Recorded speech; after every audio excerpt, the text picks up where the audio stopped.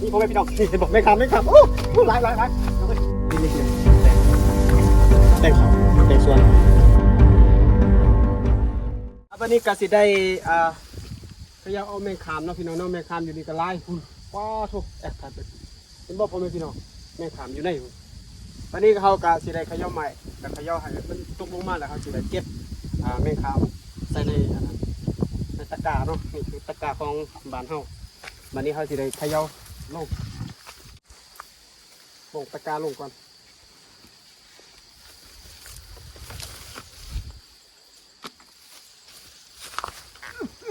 เฮ้ไล่นะ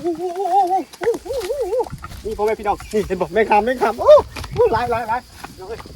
ได้มันสินี่ไปว่านี่แหละน้องเก็บไปต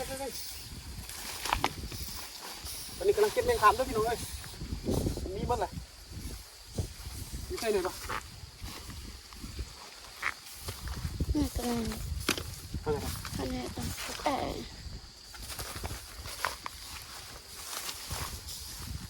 นี่พี่น้องแมงคำ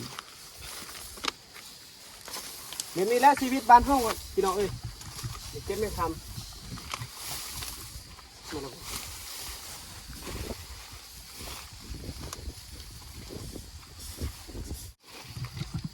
เอาบันนี้เขาสิได้ไปกกตัวนั้นเนาะแต่ละมันมีเนาะพี่น้องเอ้ยโอ้กกตัวนี้ไล่พี่น้องเอ้ยผมไล่วันนี้เขาสิได้ขย่าลงมาเลย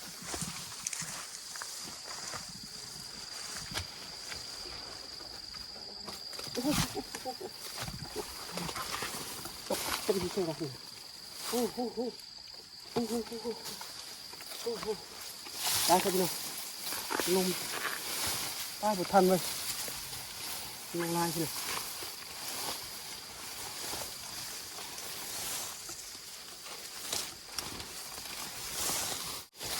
นั่นน่ะ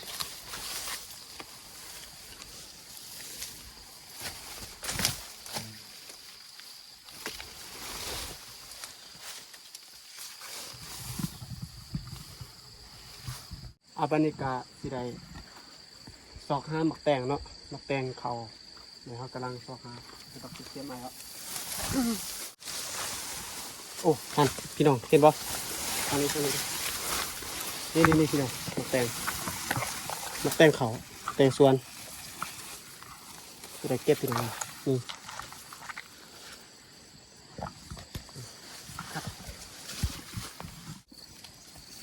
เก็บหมักเฟสเด้อพี่น้องเด้อเป็นไรเนาะ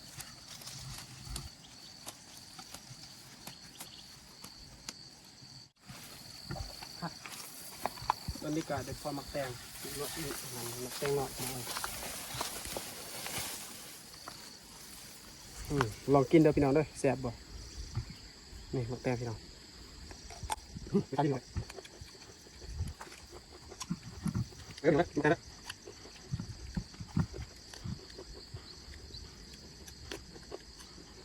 เน่าเต็มก็ได้เห็นหมักแตงในหนึ่งตอนนี้ก็เห็นอันนั้นแมงคามไล่พี่น้องเอ้ยหันมันอยู่กับใบตองหันป้าโถพี่น้องเอ้ยเอาไปนี่เขาสิได้ไปเบิ่งไปเก็บไปกันพี่น้องเอ้ยต่ำๆแบบนี้บ่ฮักขย่อก็ได้ลงเอง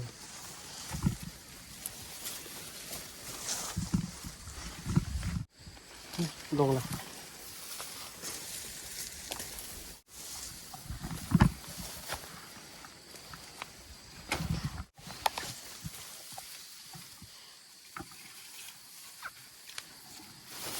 วันนี้เอาไปต่อไปนี่เราไปเก็บผักต่อไป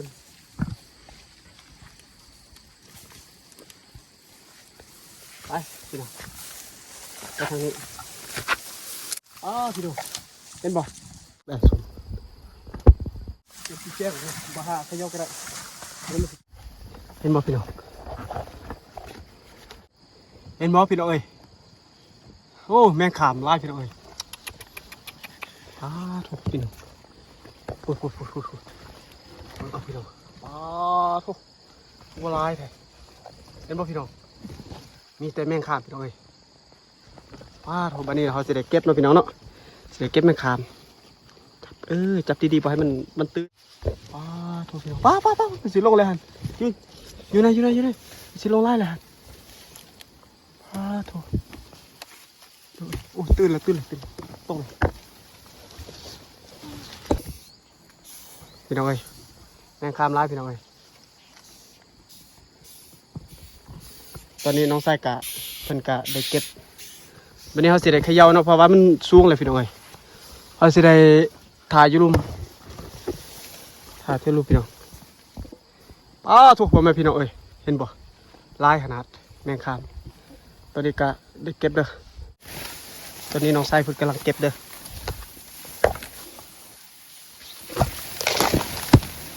เกลียปะระ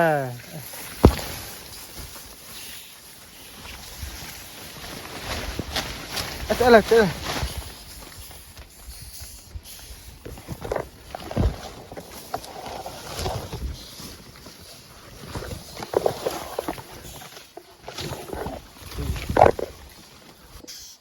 ลายพี่น้องเอ้ยตายตัวนี้มันบิน พี่มู มันอยู่เห็นบ่เฮ